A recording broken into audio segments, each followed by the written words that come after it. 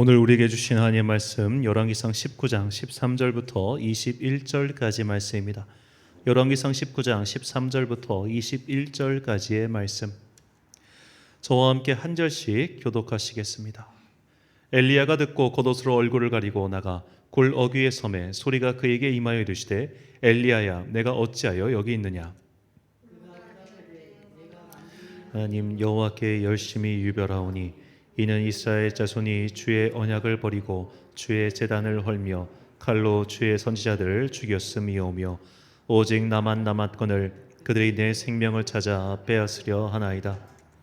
여호와께서 그에게 이르시되, 너는 내 길을 돌이켜 광야를 통하여 다메섹으로 가서 이르거든 하사엘에게 기름을 부어 아람의 왕이 되게 하고, 너는 또 님시의 아들 예후에게 기름을 부어 이스라엘의 왕이 되게 하고, 또 아멜 부올라의 사밧의 아들 엘리사에게 기름을 부어 너를 대신하여 선지자가 되게 하라. 하사엘의 칼을 피하는 자를 예후가 죽일 것이요 예후의 칼을 피하는 자를 엘리사가 죽이리라. 그러나 내가 이스라엘 가운데 7,000명을 남기리니 다 바알에게 무릎을 꿇지 아니하고 다 바알에게 입맞추지 아니한 자니라. 엘리야가 거기서 떠나 사밧의 아들 엘리사를 만나니 그가 12 겨리소를 앞세우고 밭을 가는데 자기는 12째 겨리소와 함께 있더라. 엘리야가 그리로 건너가서 겉옷을 그의 위에 던졌더니 엘리야에게로 달려가서 이르되, 청하건대 나를 내 부모와 입맞추게 하소서. 그리한 후에 내가 당신을 따르리이다. 엘리야가 그에게 이르되, 돌아가라. 내가 내게 어떻게 행하였느냐 하니라. 엘리사가 그를 떠나 돌아가서 한 겨리소를 가져다가 잡고 소의 기구를 불살라 그 고기를 삶아 백성에게 주어 먹게 하고 일어나 엘리야를 따르며 수종 들었더라. 아멘. 10명과 7,000명 사이에서란 제목으로 하나님의 말씀 선포하겠습니다. 자, 얼마 전에 도시가스 요금이 큰 폭으로 올랐습니다. 정말 큰 폭으로 올랐습니다. 거의 2배 가까이 올랐죠. 그래서 다들 깜짝 놀랐고 현재 이게 우리나라 사회의 큰 부담인데, 문제는 아마도 올해 12월에 또 오를 거라는 전망이 우세합니다. 자, 왜냐하면 이 액화천연가스의 가격이 급상승하면서 이 한국 도시가스공사가 진 빚이 벌써 9조 원 가까이 되기 때문에 이 빚을 갚기 위해서는 계속해서 당분간 아마도 최장 2년 이상은 도시가스 요금이 인상될 거라는 것이 중론입니다. 자, 이 도시가스 요금이 이렇게 인상되면은 당연히 가계의 부채가, 가계의 부담이 증가하고 사람들은 소비를 줄일 수밖에 없겠죠. 소비가 줄어든다는 것은 결국 경기 침체가 다가온다는 뜻입니다. 그러니까 금리는 올랐고 이렇게 일반 요금도 오르고 택시도 오르고 다 오르니까 어쩔 수 없이 사람들은 소비를 줄일 수밖에 없겠죠. 그러면 다시 경기 침체가 찾아오는 이런 경제적 악순환이 이제 예상되어 있었는데, 여기에 또 도시가스가 오르니까 우리나라 경제 전망이 올해 굉장히 안 좋습니다. 작년 말쯤에 원래 1.8%를 예상했는데 현재와 같은 상황이면 이 1.8%도 사실은 힘들지 않을까, 그렇게 말을 하고 있죠. 자, 이렇게 예외적인 이렇게 우리 내부의 현재 상황도 안 좋지만 앞으로의 우리나라 경제 전망도 사실 별로 나아질 것이 없어요. 왜냐하면 통계청 발표에 따르면 올해가 우리나라 인구가 정점을 찍는 해이기 때문입니다. 올해가 정점이고 올해를 기점으로 해서 계속해서 인구는 감소세일 것이다가 통계청이 내놓은 전망이죠. 이것도 이제 2021년부터 우리나라가 본격적으로 마이너스 인구에 들어갔기 때문에 앞으로 이런 것은 더욱더 심화될 것이라고 그렇게 예상할 수 있겠습니다. 자, 이렇게 인구가 줄어드는 것에 직격탄을 맞는 것은 현재 대학 그러니까 학교입니다. 학교. 그러니까 앞에 주민등록번호가 7자로 시작되는 분들이 초등학교에 다닐 때 그때 초등학교 인구가 500만이 넘었습니다. 그러니까 주민번호가 7자로 시작되시는 분들, 50년 전이죠. 그렇게 그때는 초등학생들이 많았다가 지금은 몇 명이냐? 250만 명이라는 거예요. 절반 이하로 초등학생 인구가 줄었습니다. 이렇게 초등학생 인구가 줄니까 가장 이것을 직격탄으로 맞는 그룹이 있는데 바로 대학이에요. 이제는 대학들이 줄도산을 하고 있습니다. 벚꽃 엔딩이란 자주 섞인 말처럼 이 지방, 경남, 전남부터 시작해서 지방에 있는 대학들이 계속해서 소멸하고 있어요. 이렇게 지방대학교의 소멸은 단순히 대학의 소멸로 그치지 않고 그 대학을 둘러싼 여러 경제권의 붕괴를 가지고 오고 있습니다. 대학 앞에 있었던 숙소, 식당, 기타 등등 여러 사업들이 다 줄줄이 망하고 있죠. 이렇게 지방에 더 이상 학교, 병원, 기타 등등 시설이 없어지니 사람들은 자연스럽게 더 수도권으로 몰리고 있는 겁니다. 얼마 전에 제 친구가 목회하고 있는 예산을 방문한 적이 있었는데, 예산군, 저희가 살고 있는 지역에서 그렇게 멀지 않습니다. 한 50분 정도 차 타고 가면 되는데, 이 예산 시내 안에 소아과 병원이 없대요. 그러니까 이 친구들은 아이가 아프면은 천안 단국대학교 병원까지 와야 되는 겁니다. 애를 키울 수 있는 환경이 안 되는데 어떻게 거기에 젊은 사람들이 살 수 있겠습니까? 그러다 보니까 지방은 더욱더 인구 소멸이 가열차게 진행되고 있는 것이죠. 이렇게 인구 소멸이 가장 빠르게 그리고 뚜렷하게 나타나는 도가 바로 전라북도입니다. 1966년도 통계에 따르면 전라북도 인구는 약 250만 명이었습니다. 그런데 이때 당시 우리나라 전국의 인구가 3천만 명이 안 될 때 250만 명이었어요. 그런데 2019년도 인구 통계를 보면 약 5천만 명이 넘는데 전라북도 인구는 180만 명입니다. 그러니까 인구 퍼센테이지 따지면 정말 확 줄어버렸죠. 그나마 이것도 작년에 드디어 인구 180만 명이 무너졌어요. 전라북도 전체 인구가 180만 명이 안 된다는 뜻입니다. 그렇다면 이 기간 동안 인구는 늘어나는데 이 늘어난 인구는 다 어디로 갔냐? 바로 경기도, 소위 수도권에 몰리게 됐죠. 자, 같은 1966년도에 이 수도권, 서울특별시, 인천광역시 그리고 모든 경기도를 합치면 인구가 약 689만 명, 대충 한 690만 명 정도였습니다. 그런데 2019년에 가면 이게 2,580만 명이 돼요. 그러니까 대한민국 인구의 절반이 인천, 서울 그리고 경기권에 몰려 있단 말입니다. 예를 들어 이제 저희가 살고 있는 이 천안시가 약 68만 명 정도 되고 아산시가 한 40만 명 조금 안 되는데 합치면은 100만 명 정도 되지 않습니까? 그런데 용인, 고양, 수원만 해도 다 100만이 넘는 도시들인 거예요. 이런 도시가 광역시도 아니고 서울 안에 와장창창 뭉쳐 있단 말입니다. 그러니까 지방에 살면은 인프라가 학교도 적고 병원도 적고 당연히 직장도 적으니까 이런 것들을 얻기 위해서 20대들은 어떻게든 다 수도권에서 자리를 잡고 살려고 한다는 겁니다. 이건 단순히 인구 출산율의 문제가 아니라 사실 인프라의 문제인 거죠. 자, 지방에는 인프라가 점점 사라져요. 기본적인 인프라가 구축이 되어 있지 않아요. 사회 재반 시설이.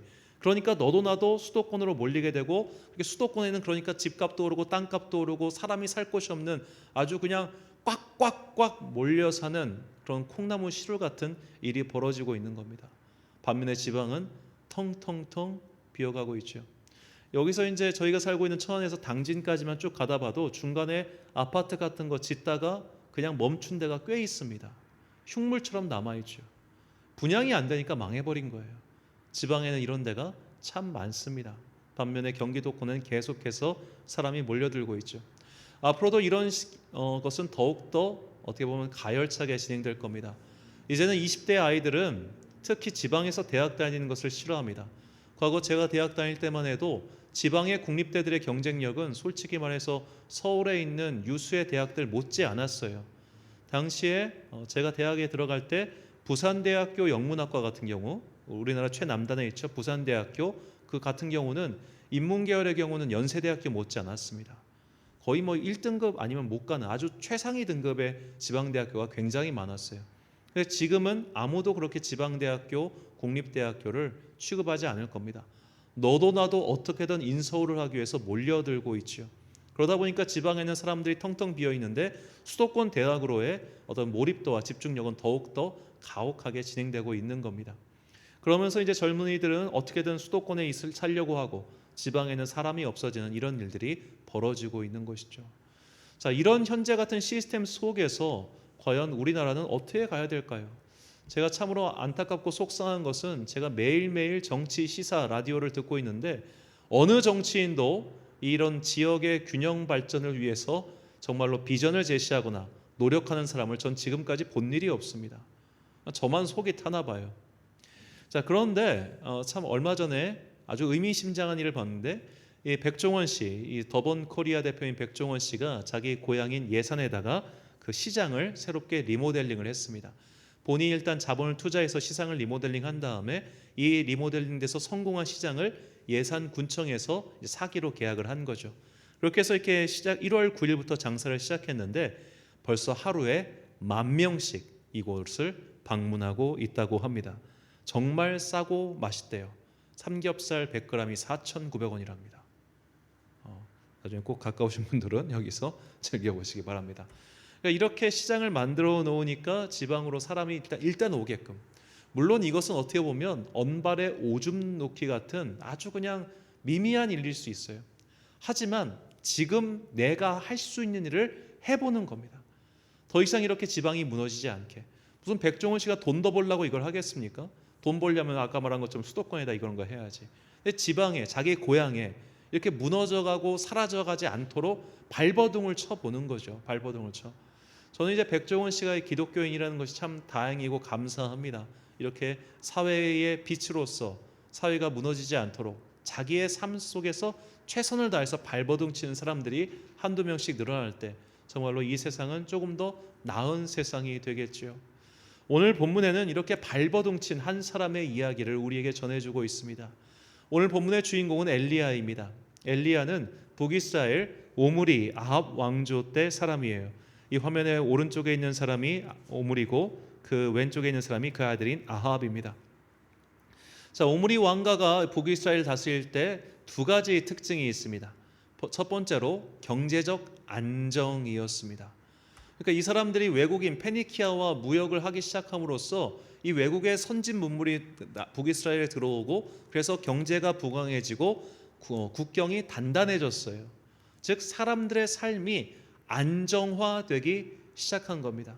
그리고 이들은 사마리아로 천도함으로써 여태까지 있었던 북이스라엘의 문화적 기풍을 바꿔놓지요. 문제는 그들이 바꾼 문화적 기풍이라고 하는 것이 바로 바알과 아세라를 숭배하는 그런 문화였던 거예요. 그래서 엘리야는 이것에 대해서 반기를 드는 겁니다. 너희들 그렇게 하면 안 돼. 여기가 여호와 하나님을 섬기는 민족이지 바알과 아세라 같은 우상을 섬기는 사람들이 아니야 라고 단호하게 외치고 다녔지만 그 누구도 엘리야의 말을 듣지 않았습니다. 왜냐? 등 따숩고 배불렀거든요. 잘 먹고 잘 살았거든요. 아니 여호와면 어떻고 바알이면 어때? 흑묘 백묘 흰 고양이면 어떻고 검은 고양이면 어때? 우리 잘 먹고 잘 살게 하면 그게 좋은 거 아니야? 바보야, 문제는 경제야 라고 외치는 사람들이 바로 북이스라엘 사람들이었던 것이죠.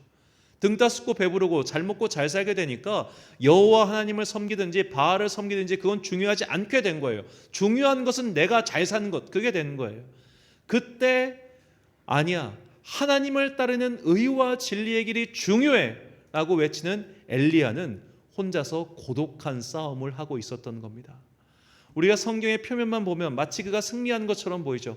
그가 말하니까 가뭄이 일어났고 가뭄이 그칠 때쯤에 그가 갈멜산에서 바알과 아스라의 선지자와 싸워서 승리한 장면이 나오기 때문에 보라, 엘리야는 승리자다라고 말할 것 같지만 그것은 굉장히 지엽적인 사건이었던 거예요. 대국을 바꿀 수가 없었어요. 이 흐름을 바꿀 수가 없었어요. 그렇게 엘리야를 통해서 놀라운 기적이 일어났지만 여전히 사람들은 바알과 아세라를 섬기고 있었습니다. 왜냐? 나라가 잘 사니까, 부강해졌으니까, 자기들의 삶에는 아무런 지장이 없으니까 그대로 택한 것이죠. 마치 오늘날 아니 뭐 동성애를 지지하면 어떻고 무당을 좋아하면 어때? 그냥 우리만 잘 먹고 잘 살면 그만이지라고 외치는 현대의 우리나라 사람들과 참으로 비슷한 형국이었다는 겁니다. 그 누구도 의와 진리에는 별 관심이 없어 보였습니다. 엘리야 혼자 외로운 싸움을 하고 있는 것처럼 보였습니다. 그래서 엘리야가 하나님께 말합니다. 나 좀 그만 데려가요. 나 진짜 못 살겠어요. 너무 지치고 힘들어요. 아무도 내 말을 듣지 않고 아무도 나와 함께 해주지 않네요. 하나님, 난 언제까지 이 외로운 싸움을 해야 됩니까? 이제 나는 지쳤어요. 주님, 정말로 트로트 노래처럼 나는 이제 지쳤어요 땡벌 하듯이 기다리다 지쳤어요 땡벌, 그거 완전히 지쳐버린 거예요. 그때 하나님께서 그에게 이렇게 말씀하십니다. 본문 16절부터 18절까지 말씀. 넌 또 nim시의 아들 예후에게 기름을 부어 이스라엘의 왕이 되게 하고 또 아멜 부홀라 사밧의 아들 엘리사에게 기름을 부어 너를 대신하여 선지자가 되게 하라. 하사엘의 칼을 피하는 자를 예후가 죽일 것이요 예후의 칼을 피하는 자를 엘리사가 죽이리라. 그러나 내가 이스라엘 가운데 7천 명을 남기니 다 바알에게 무릎을 꿇지 아니하고 다 바알에게 입맞추지 아니한 자니라. 아멘. 하나님께서 엘리야에게 세 가지 화살을 주십니다. 첫 번째 화살은 예후였습니다. 이 예후가 오므리 왕조를 끝장낼 것이다. 두 번째 화살은 너의 후계자인 엘리사다. 엘리사가 너를 이어서 너의 일을 대신할 것이다. 마지막 세 번째가 아직도 바알에게 무릎을 꿇지 않은 7천 명이 남아있다라는 것이었습니다. 엘리야 혼자서 외로운 싸움을 하고 있는 줄 알았습니다. 그러나 사실은 드러나 있지 않을 뿐이지 엘리야와 더불어서 하나님의 의와 진리를 따르는 거룩한 7천 명이 남아있었던 거예요. 모두가 돈을 사랑하고 쾌락을 사랑하고 자기 잘 먹고 잘 사는 것에만 관심이 있을 때 우리는 그런 것에 관심을 두지 아니하고 오직 여호와의 의와 진리 이것을 지키겠다라고 구별하고 그렇게 살고 있는 사람들이 아직 남아있었던 겁니다. 그런 사람들이 아직 남아있었기 때문에 엘리야는 힘을 내서 그의 사역을 마무리할 수 있었던 것이죠. 이것이 오늘 우리에게 필요한 삶의 자세입니다. 한국교회, 한국 경제도 어렵고 한국의 미래도 불투명하지만 한국 교회는 더더욱 어렵습니다. 자, 제가 20년 전만 해도 한국 교회의 문제는 소위 말해 돈의 문제였습니다. 한국 교회가 돈이 많아도 너무 많았어요. 그래가지고 목회자가 돈 때문에 타락하는 일들이 벌어지고 교회가 돈 때문에 싸우는 일들이 참 많았습니다. 그래서 너도 나도 한국 교회는 도덕성을 갱신해야 된다. 도덕성이야말로 한국 교회 위기의 본질이다. 그렇게 말을 했습니다. 그러나 오늘날 그런 말을 하는 사람은 별로 없습니다. 왜냐? 도덕성은 차치하고 이대로 말라 죽게 생겼거든요. 대부분의 교회가 사람이 없고 이제는 정말로 교회의 존재 자체를 걱정해야 되는 지경에 이르렀습니다. 왜냐? 인구가 감소하고 있잖아요. 인구가 이렇게까지 감소하고 경제가 이렇게까지 어려운데 과연 누가 교회를 지키려고 하겠습니까? 그러다 보니까 지방에 있는 교회들은 점점 소멸의 길로 가고 있죠. 이게 사실은 지방의 교회들은 좀 늦어지고 있어요. 왜냐하면 어차피 교회는 나이 많은 분들이 다니거든요. 그러다 보니까 이 위기의 체감이 좀 적게 오지만 이제는 정말로 이 60, 70대 분들이 돌아가시거나 은퇴하면은 정말 숨이 확 조일 거예요. 이때가 보통 2025년이라고 예상하고 있습니다. 이제는 정말 손도 발도 못 쓸 정도로 교회가 어려워졌어요. 마치 손도 발도 못 써봤자 한국 경제가 어려운 것처럼 한국 교회는 사실 훨씬 더 큰 어려움을 겪고 있습니다. 이런 상황에 있다 보니까 저 같은 목사들이 고민이 뭐냐? 정말로 솔직히 말해서 목회만 해서는 먹고 살 길이 없는 거예요. 더구나 요즘에 이제 수명도 길어지지 않았습니까? 연금도 없잖아요. 연금도 없고 살 방도 또 없으니까 차라리 이럴 바에는 다른 일을 하자라는 사람들이 점점 늘어나고 있습니다. 이제는 전도사를 구하기가 너무 어려운 시대입니다. 부목사를 구하기도 너무 어려운 시대입니다. 이제는 교회가 돈을 걱정해야 되는 게 아니라 생존을 걱정해야 되는 그런 시대가 되었습니다. 그러다 보니까 다들 마음이 딴 데가 있는 거예요. 이게 무슨 의미가 있을까? 이렇게 예배를 지키고 교회를 지키는 게 도대체 무슨 가치가 있을까? 다들 그렇게 말을 하고 또 그렇게 마음 어려워하고 있는 때이지요. 저 또한 마찬가지였습니다. 이런 한국 사회의 전반적인 상황에 대한 뉴스를 제가 설 명절 당일날 새벽에 유튜브로 봤어요. 한국 경제 앞으로 어떻게 될 것인가, 한국 사회 앞으로 어떻게 될 것인가. 이런저런 강의를 듣고 뉴스를 보면서 느낀 감정은 교회는 정말 비전이 없구나. 앞으로 정말 저는 누가 저 목사할래요 그러면 뜯어 말릴 거예요. 이건 정말 비전이 없는 직업이에요. 이 일은 정말 소망이 없는 일이에요. 누가 이걸 하겠어요? 이걸 왜 해야 돼요? 망할 게 뻔한데. 그렇게 막 마음이 어렵고 힘들 때 한 집사님의 사진을 받았습니다. 그 집사님의 가정은 매해 명절 때마다 온 가족이 모여서 가정 예배를 드리는 가정입니다. 그 집사님의 아버지 90세 된 아버지부터 이제는 1살 된 손자까지 다 함께 모여 믿음의 사대가 예배를 드렸어요. 뭐 그거는 이제 해마다 제가 알고 있는 소식이었기 때문에 특별하지 않은데, 이 사진 한 장, 제가 얼굴은 다 가렸습니다만 이 사진 때문에 제가 큰 위로를 받았습니다. 뭐냐면 이게 이 노트북으로 지금 줌으로 같이 예배를 드리고 있는 거예요. 화상으로 연결해가지고 해외에 있는 가족들, 그리고 또 지방에 있는 가족들이 그 시간에 함께 모여서 그 시간만이라도 함께 예배를 드리는 그 모습에 제가 큰 위로를 얻었습니다. 아, 누군가는 지금 이렇게 여전히 믿음을 지키고 있구나. 누군가는 여전히 하나님을 사모하고 하나님께 예배드리는 이 고루해 보이고 비루해 보이고 때로는 촌스러워 보이는 이 삶을 여전히 유지하고 있구나. 이런 아직 거룩한 의인 7,000명이 한국에 남아있구나 라고 생각했기 때문입니다. 소돔과 고모라가 멸망했습니다. 왜 멸망했냐? 의로운 사람 10명이 없어서 멸망했지요. 창세기 18장 32절 말씀. 아브라함이 또 이르되 주는 노하지 마옵소서. 내가 이번만 더 아뢰리이다. 거기서 10명을 찾으시면 어찌하려 하시나이까. 이르시되 내가 10명으로 말미암아 멸하지 아니하리라. 아멘. 사람들이 다들 얘기하죠. 저도 제가 봐도 그렇습니다. 한국교회 곧 망할 거라고. 저도 그렇게 봅니다. 솔직히. 하지만 의로운 사람 10명부터 아직 무릎 꿇지 않은 그 7,000명 사이의 사람들이 남아있는 한, 이 사람들이 믿음의 방파제가 되어 교회를 지키고 하나님의 의와 진리를 지킬 것입니다. 이런 사람들이 남아있는 한, 그리고 이런 사람들과 함께 우리는 계속해서 복음을 지킬 수 있을 겁니다. 많은 사람들이 주님을 떠났고 또 앞으로도 많은 사람이 주님의 진리를 외면하게 될 것입니다. 앞으로 이제 교과 과정이 바뀌고 뭐 기타 등등 이런 사회 풍조가 바뀌어가면서 이 우리가 지키고 있는 기독교의 진리에 대해서 다들 외면하고 등한시하고 조롱할 거예요. 이제 앞으로 이제 MBC에서 이 방영을 할지 안 할지 정확히 알 수 없습니다만 어느 이제 그 동성애자들의 그 노래가 있대요. 동성애 그룹이래요. 그들이 이제 노래를 만들었는데 그 노래가 뭐냐면, 야, 하나님이 나를 이렇게 만들었는데 너희가 뭔데 우리 이 사랑을 방해? 이런 노래라는 거예요. 그러니까 이거는 그냥 천부적인 거야. 태어나면서부터 어쩔 수가 없어. 그러니까 이걸 내 사랑을 용인해줘. 이런 일이죠. 자, 얼마 전에 영국에서 이런 일이 벌어졌는데, 이제 성폭행을 2번, 성범죄를 2번 저지른 남성이 성전환 수술을 받았습니다. 그래서 자기를 여성교도소로 보내달라고 해서 여성교도소로 들어갔어요. 성전환을 했으니까 그건 여성이잖아요. 여성에게 성범죄를 저질렀는데, 그러니까 이게 뉴스가 타면서 영국이 난리가 났어요. 와, 난리가 났어요. 그래서 그 범죄자를 다시 남성교도소로 보냈답니다. 그럼 이제 또 난리가 날 거예요. 좀 있다가. 왜? 성전환 수술을 받았으니까 여성이라 하잖아요. 어디 보낼 거예요? 이제 제3 그런 성전환 수술을 한 사람들을 위한 교도소를 따로 만들어야 되는 거예요.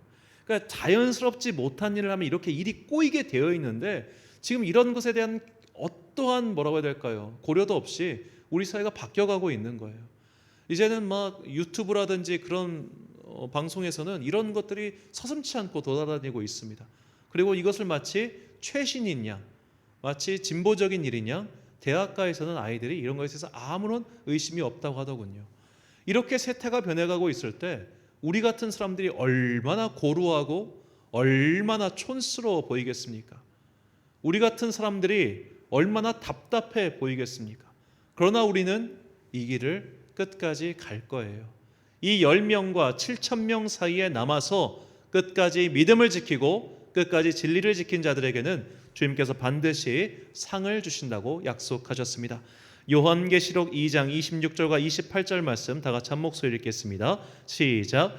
이기는 자와 끝까지 내 일을 지키는 그에게 만국을 다스리는 권세를 주리니 내가 또 그에게 새벽별을 주리라. 아멘. 사랑하는 천안 광성교회 성도 여러분, 그리고 이 예배를 함께 드리고 계신 귀한 주님의 자녀 여러분, 벌써 1월의 마지막 주일입니다. 시간이 참 빠르게 흘러가고 있죠. 그리고 이 시간만큼 빠르게 이 세상은 변하고 있습니다. 앞으로 사회적이든 경제적 분야이든 영적 분야이든 기독교인들은 그야말로 한파의 시대를 보내게 될 것입니다. 하지만 이런 절망적인 상황에서도 끝까지 믿음을 지키고 있는 10명에서 7,000명 사이의 사람들이 있습니다.